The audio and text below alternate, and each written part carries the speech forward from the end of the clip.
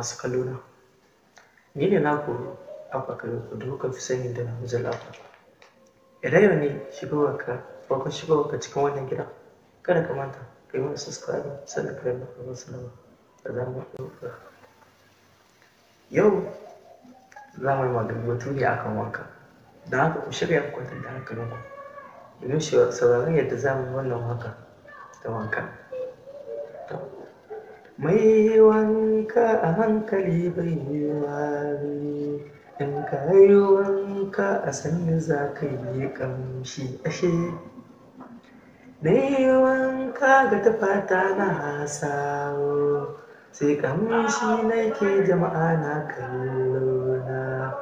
Akwai daɗi muddin in ka yi wanka, ai kawo san ba ka bai wari.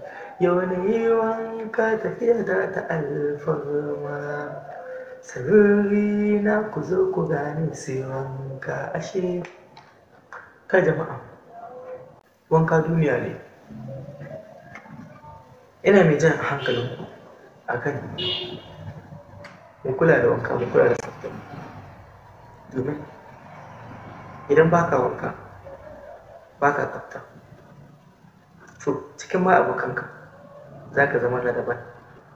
Barantana ma wannan lokacin da muke ciki, da matasan samari suka ɗauki soyayya suka sa gaba. To kana so ka yi soyayya amma baka kula da tsaftar jikinka. So idan ko kana so ka ji daɗin soyayya kuma mutane su so ka, to sai ka kasance kana kula da tsaftar jikinka.